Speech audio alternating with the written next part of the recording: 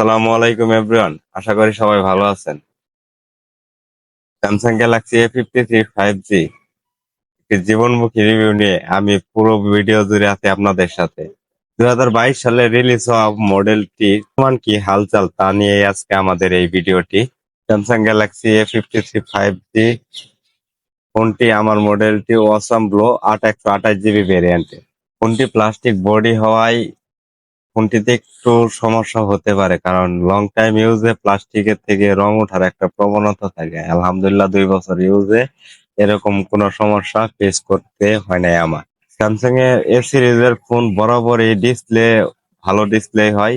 এই মডেলটির display one of the best display বলা যায়, কিন্তু একটা সমস্যা, ফিঙ্গারপ্রিন্ট সেন্সরটা আর একটু ফাস্ট হলে ভালো হতো। গ্যালাক্সি A53 5G মডেলটিতে সর্বপ্রথম চিপসেট হিসেবে এখানে ইউজ করা হয়েছে Exynos 1280, স্যামসাং এর নিজস্ব প্রসেসর।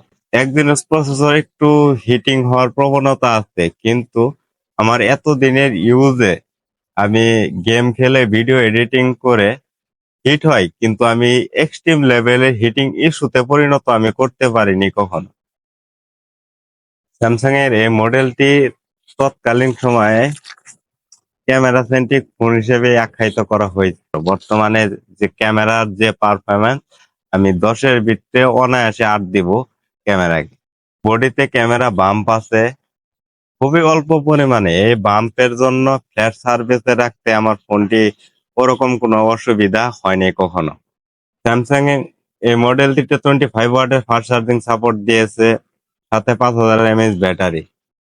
কিন্তু চার্জিং এ আহামরি কোনো কিছু পাই নাই এই জায়গায়, কারণ 25 ওয়াটের ফাস্ট চার্জার দিয়ে চার্জ হতে অ্যারাউন্ড 2 ঘন্টার একটু কম লাগে। আমার এক্সপিরিয়েন্সে আমি এই ফোনটি 18 ওয়াটের স্বামীর একটা চার্জার দিয়ে চার্জ করি, 2 ঘন্টা সামথিং এর মধ্যে ফুল চার্জ হয়ে যায়। আর চার্জিং ব্যাকআপের যে বিষয়টা, 5000 mAh ব্যাটারি হিসেবে এখানে স্ট্যান্ডার্ড মোডে প্রায় একদিন, আর 120 হার্টজ রিফ্রেশ রেট মোডে 4 থেকে 5 ঘন্টা ব্যাকআপ পাওয়া যায়। ফোনটির ওয়েট 190 গ্রামের আশেপাশে। ফোনটি হাতে নিয়ে ইউজ করে এমন একটা প্রশান্তি পাওয়া যায় যে লং টাইম ইউজ করতে 4-5 ঘন্টা হাতে নিয়ে ফোন ইউজ করতেছি, ব্রাউজিং করতেছি, যে কোনো কাজ করতেছি, মনেই হয় না যে হাতে একটা ফোন আছে। এই বিষয়টা আমার অনেকই ভালো লাগে। তো হালকা ফোন ওই হিসেবে অনেক ভালো।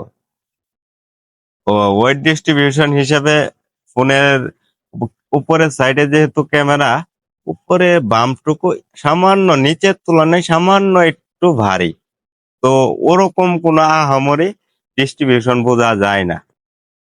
ফোনটিতে বোনাস হিসেবে আমরা পাইতেছি IP67 এর রেটিং, যে 1 মিটার পানিতে আধা ঘন্টা ফোনটি সার্ভাইভ করবে। কিন্তু এটাকে কখনো কেউ করতে যাবেন না, কারণ এটা ইমার্জেন্সি পারপাসে ইউজ করা যায়। ফোনটির বয়স যেহেতু 2 বছর প্লাস হয়ে গেছে, এই কাজটা করা আমি নিষেধ করব, কারণ আইপি রেটিং এর জন্য যে ফোনের ভিতরে যে গেস্কিট গুলা গামগুলা দেওয়া ছিল, সেই গামগুলা গেস্কিট গুলা এখন তুলনামূলক ভাবে নর্মাল বা একটু গলে আসার প্রবণতা আছে, যেহেতু আইপি রেটিং কেটে যাওয়ার সম্ভাবনা থাকে।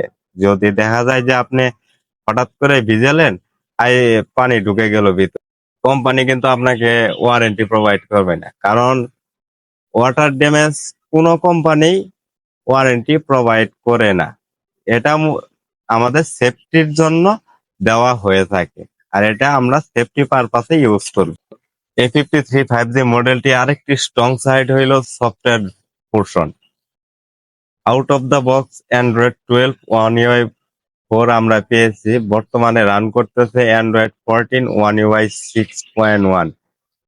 সফটওয়্যার আপডেট বলতে গেলে স্যামসাং তাদের প্রমিস রাখে, আর অন্যান্য কোম্পানির যে আপডেট নিয়ে একটু ইস্যু হয়। প্রত্যেক মাসে যে সিকিউরিটি আপডেট গুলা পেয়েছি, আমি আমার ইউজার এক্সপিরিয়েন্সে কখনো খারাপ কোনো আপডেট পাই নাই।